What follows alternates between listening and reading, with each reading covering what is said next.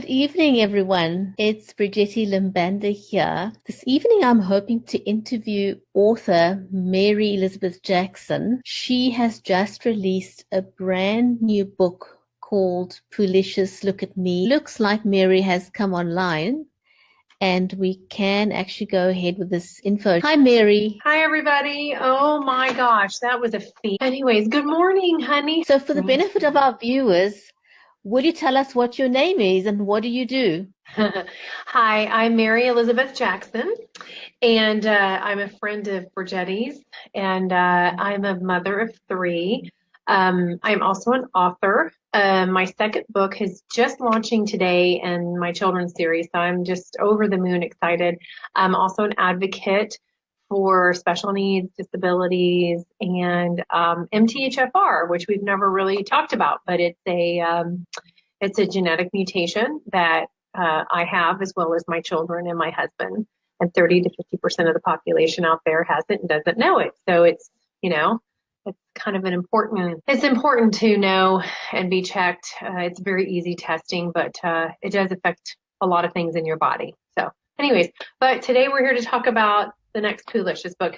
And Thornton is on a Skype call with a Canadian singer, songwriter, artist, and Alice is working. So we're going to get together again, aren't we? Be on here and do Thornton and Alice and you and I on here. So Absolutely. yeah. But I thought today, let's just get to know who you are a little bit. So I've got a few questions for you so that the audience can get to know you as well. Okay. Yes, ma'am. You could have a superpower. What would it be? Oh, wow. Oh my gosh. There's so many that are so cool. How do you pick one? Oh my gosh. Power of healing. That would be it. The power of healing. Healing myself, healing others, healing the world. Wouldn't that be awesome? That would be awesome. That's a good one. That's a good one. Yeah, that would be a much better so place. tell us one thing that you would never leave home without. Okay, mascara and eyeliner. Okay. No, I'm kidding. What would I never leave home without? Phone and wallet. Phone and wallet, probably. Now, if you're going to be stranded on a desert island, I'd want my mascara for sure. Because you never know, right? I'm just kidding. Absolutely.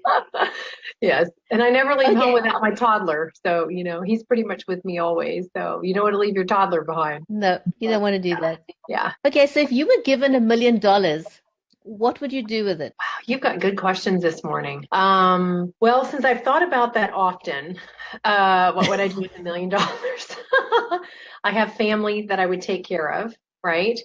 And I'd be able to put my kids, there would be money set aside for college, so all college is taken care of, even after college. But I would actually use the money for nonprofit ideas and things that would help children out who don't have as much in life and don't have exposure to maybe some of the things that could better their future, so that they could come out from where they are and be able to learn tools and go on and really make something of themselves. So I would spend money on doing things like that, education and tools and giving them things, helping to give them things that would help them to be able to turn their lives around, and really make something awesome out of themselves and in their life. That would be after, everybody in the family would want their cut of the $1 million, right? Yeah. Yeah, because everybody would come crawling out of the woodwork, wouldn't they? Everybody you don't even see anymore, right? Or you haven't talked to in a while. Oh, hey, could you help me pay off this? You hear those stories about people who win the lottery and stuff, and it's like, everybody they know comes looking for them. I can totally see that. Yeah. Okay, so here's one. What are you most afraid of? Serious afraid or funny afraid? Anything. Okay. Probably passing on and leaving my children before I can get them raised up in life and see them married and with their own children. That's a big fear. That's a kind of a serious one. I can relate to that as a mom. Yeah. Yeah. And I guess Okay. another fear is having a lot of regrets in my life of things I didn't do that I wanted to do. I don't want to look back. I've got enough of them, so I really don't want to add any more to the pile. Sounds good.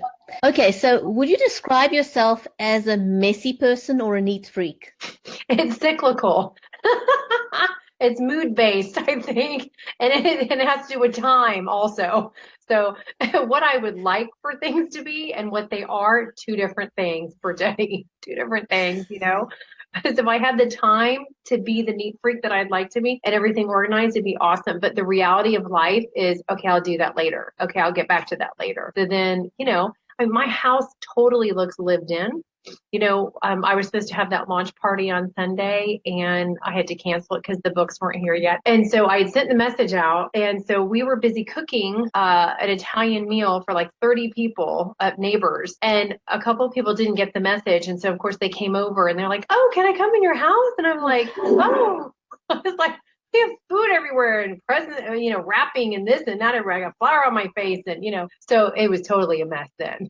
Oh my goodness. Oh well, a lived-in home is a lived-in home and it's lovely.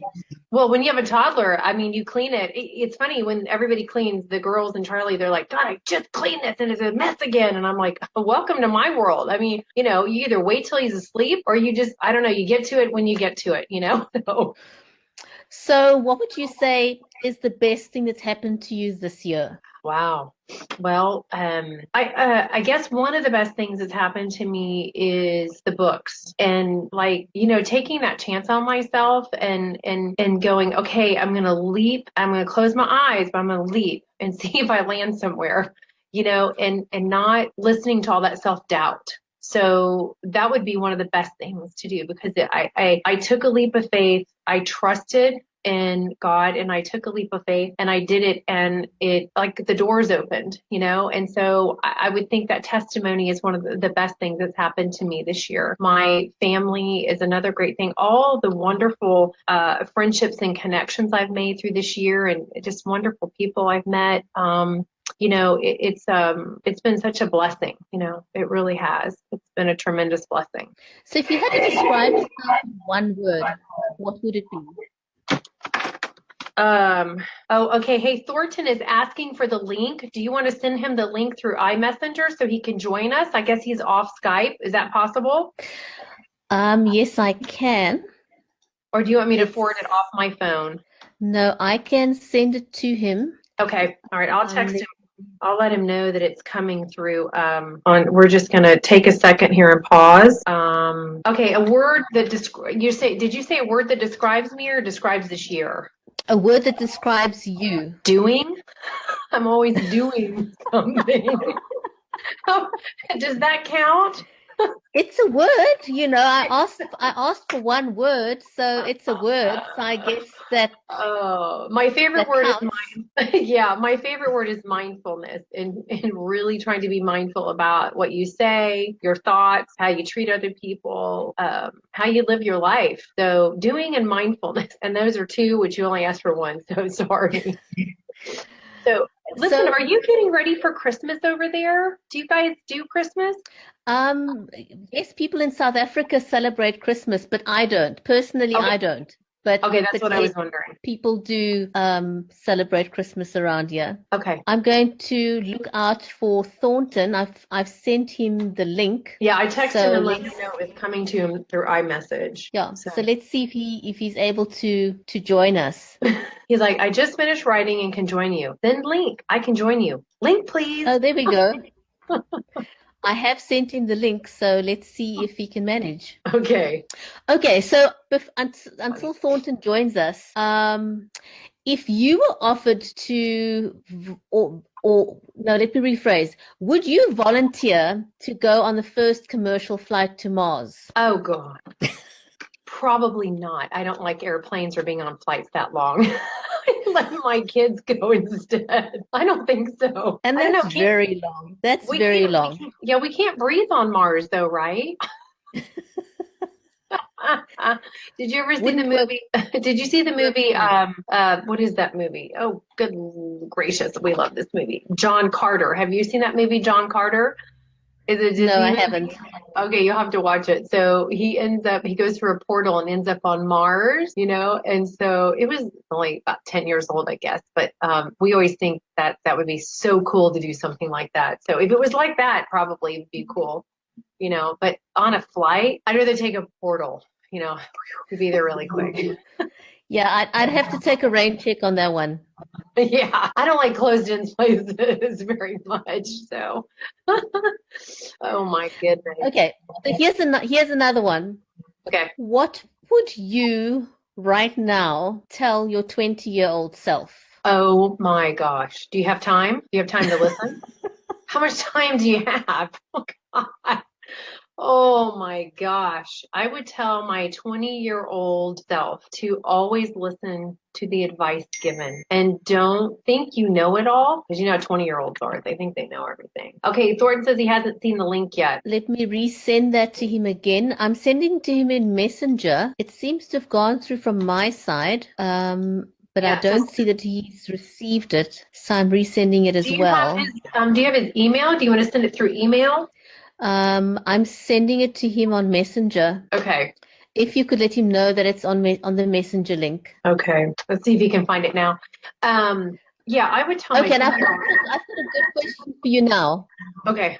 On a scale of 1 to 10, how weird would you say you are? My interpretation and everyone else's is going to be different. So, what if you think you're sort of normal or mostly on good days normal, but everybody else thinks you're weird?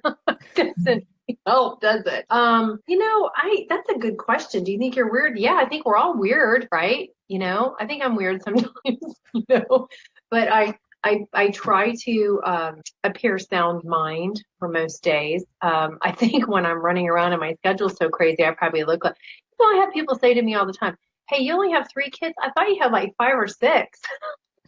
I'm like, what? I'm like, well, yeah, there's a lot of times an extra kid, so maybe that's why they think I have more children than I really do.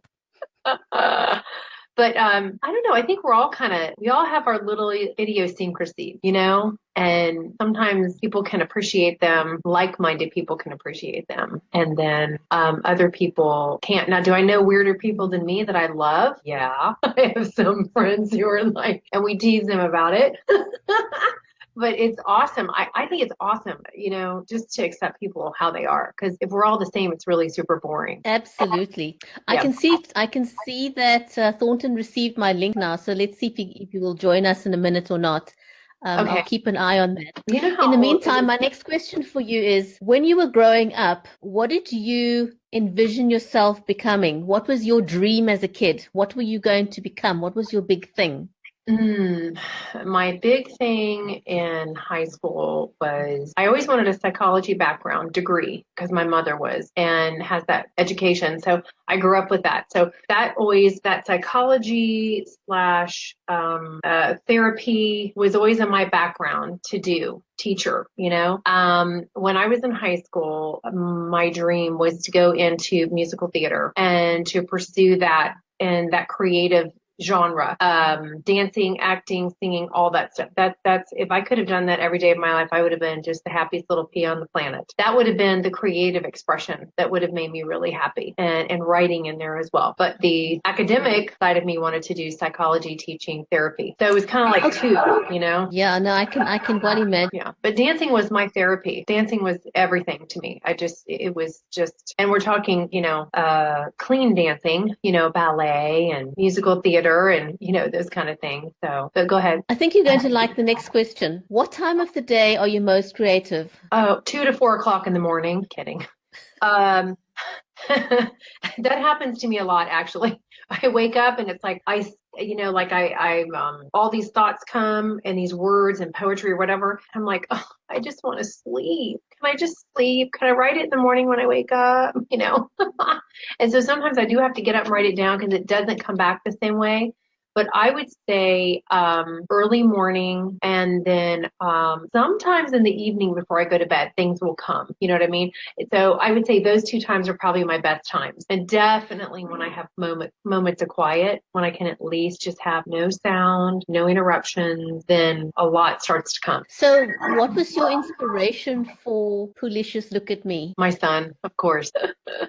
He's the inspiration for all the toddler stuff. I mean, he got out of the shower several months ago with his little superhero towel on, and he ran to the bed, and I went, "Oh, there's the book." You know, I sat down and wrote it in like 20 minutes, and so now it's at a publisher's. I'm waiting to see if they'll take it on. And he is definitely the inspiration. The picture on the book right there was an actual picture taken of him that Alice has used to create that picture. So he definitely, being able to see life through his eyes and the eyes of toddlers is where the inspiration comes from. And just that, gosh, I mean, is there anything sweeter in the world than, you know, this young age and the way they see life and embrace it? And if we could just all do the same, wouldn't it just be absolutely amazing, you know, to, I don't know, just make the world a whole different experience for all of us if we could see life a little bit more like this. It's lighthearted and it's sweet and it's innocent and it's fun. And I mean, the doorbell rang the other night and little man goes, "Oh, Santa's here," you know, and it was the doorbell ringing. So,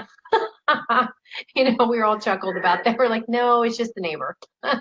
So, but I have the book right here. I know you have the picture up, but I'm going to show you the book right here. And on the front cover up here at the top left, when you're looking at it, is a really sweet blurb that was written by Bryce Hitchcock, who is an actress. She's a singer-songwriter and actress. She's a friend of Thornton's, and so she did this to us as a favor, which was really kind.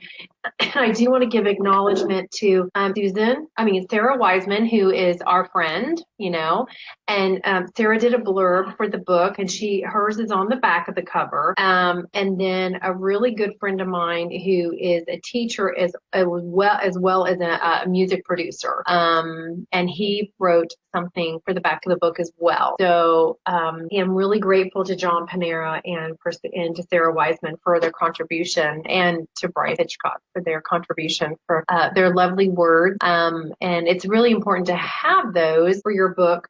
What Thornton and I actually decided to do with this one is kind of continue on with Poohlicious growing up. So now we're kind of getting in the toddler stage of all the cans and can't do's, you know, all the things that toddlers try to do and get into. And some are great and some are, you shouldn't be doing that, you know, kind of thing.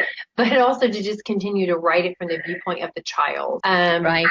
And I love Alice's illustrations. They're so big and they fill up the page and the colors are beautiful. Let me see if I can show you one here. And the great thing about it is that, you know, little ones love the bigness of pictures and objects and books. So I don't know if you can see this one right here, but I do love this little one right here. So here's little Poohlicious sitting here, and he can grab his toys by himself, and then mommy can relax on this sofa, which is nice.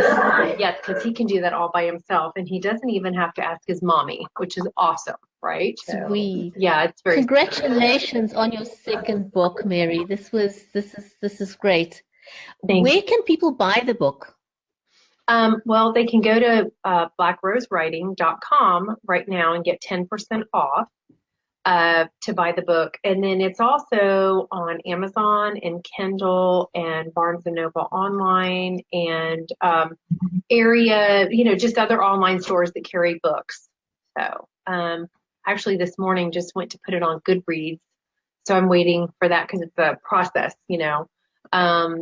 But those are the places that, you know, you can go purchase the book. And so I would like to ask, you know, anyone who watches our broadcast today to please share this broadcast out to others. And please share this journey that I'm on and Thornton's on and Alice is on. And, you know, it's really important to me to write things that I would want to read to my child. Not just putting stuff out. I'm very passionate about this. It's really close to my heart. I put me in here. And so I just want to share that with others. Reading between a child and a caregiver is just some of the most sacred time you can have with a little guy or little girl, little one. But I'm grateful to be able to do this, and I want to write as long as I'm possibly able to write. I'm constantly being inspired, so I'm writing constantly all the time, and putting those away for when they can come out.